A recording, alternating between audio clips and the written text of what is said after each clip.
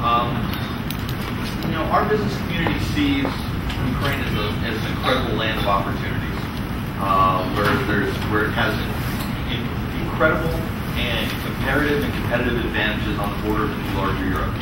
We've heard a little bit about a discussion today about the upcoming DCFTA with the European Union. Our members are looking at using Ukraine as an export platform both into the European Union as well as into the traditional trading partners of the former Soviet Union. A population of 46 million people that is growing and also growing in their capacity to consume.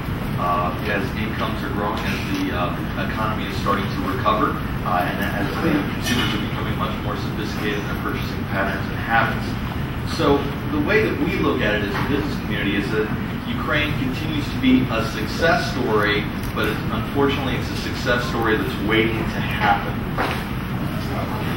And I think that's the key message for today. It's a success story waiting to happen, and it's all going to revolve around moving the reform agenda forward and taking the decisions that are going to be necessary to address some of these systemic and endemic issues, such as the corruption problem. Steve asked me to talk about how governance affects the perception and business decisions of foreign companies in Ukraine. So I'm going to talk about that a little bit here within my limited time, and I'm looking forward to taking questions from the larger audience. At the end of the day, what do businesses need? Foreign investors need predictability and stability. Governance and public policy is the key to delivering an investment environment that makes sense for foreign investors, that will attract and retain major foreign direct investment into the country. Investors, as I mentioned, understand the environment that is in Ukraine. We're not blind. We understand it's pervasive. Corruption is pervasive. It's everywhere. There's rule of law issues. There's problems with contract sanctity. And often there's a problem with moving the goalposts and changing the rules of the game midway through the game being played. Now, that being said, this is something that we've experienced since independence, and as Steve mentioned, I've been lucky enough to have spent quite a few years in Ukraine, and I'm starting to figure out how the place works. That being said, at the end of the day, there's this new administration. We're starting to see something a little bit different, and we're starting to see something a little bit different in regards that's good for the business community, and that's in regards to dialogue and engagement with senior policymakers, which is impressive, and the best level of dialogue that I've seen since my time in Ukraine and since independence. So I just want to touch on a couple key issues that we've seen that we believe have moved the agenda forward. We had a new adoption of a new tax code at the end of 2010. Is it a perfect tax code? Absolutely not. Is it a tax code that is something that's workable with business? Sure, it is. Can we navigate and manage it? Absolutely. Is there a commitment by the current administration to allow the business community to engage in the process of reforming and amending the tax code as necessary? Sure, absolutely.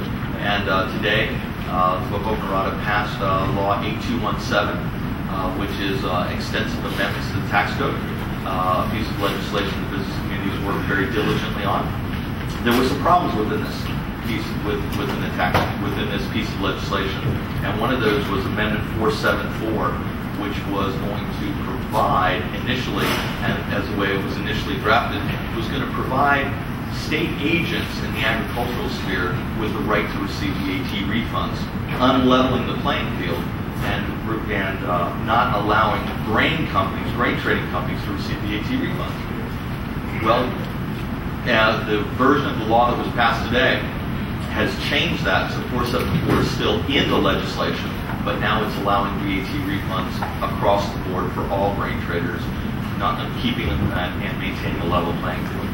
So that's just one example of how the business community has been able to engage and move an agenda forward that's very important. We see agriculture as one of the key competitive industries for Ukraine. We believe that Ukraine can increase its production and double its production within the next 10 years, but it's going to require extensive international investment in new technologies and capital. And this is just one of the key things that is going to help move that process forward. Is the battle over? Absolutely not. Will there be more issues within the agricultural sector over the next several years? Sure. But there is a sense within the agricultural industry now that there is a good level of engagement, and this is leading to a reform agenda and concrete deliverables. Also, with the last 2 weeks, we had new amendments to a production sharing agreement law was passed by the Vote in the second reading, which included a stabilization clause, something that the business community was very interested in putting into this piece of legislation, which would allow large-scale investments within the fuel and energy sector to move forward in the future. This was a big issue. It's now on the President's desk, and we expect the President will hopefully sign this piece of legislation today. This is the deadline is today for this piece of legislation. We're assured that it's going to be signed, so the proof will be in the pudding, whether this is signed or not. If this PSA legislation is signed by the President today, then we anticipate 2 large PSA tenders will be announced by the end of the year, as well as 1 licensing tender, which will allow and create a paradigm shift in Ukraine, moving Ukraine from a small and medium-sized investment destination to a potentially large-scale investment destination, because these will be multi-billion-dollar projects.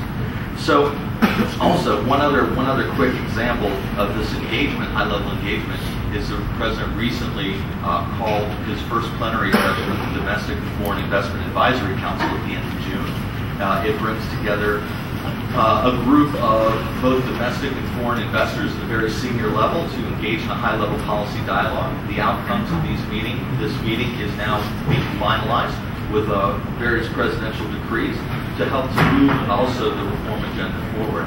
The President also agreed to establish 8 working groups that will be working under the Domestic and Foreign Investment Advisory Council, and these working groups will actually be tasked with creating some concrete deliverables in conjunction with relevant ministers. So, at the end of the day, my key message is the business agenda is moving forward. We'd like it, of course, to move farther and faster, but we remain cautiously optimistic about what the future holds. And it's all about structured engagement and a willingness to move the entire agenda forward.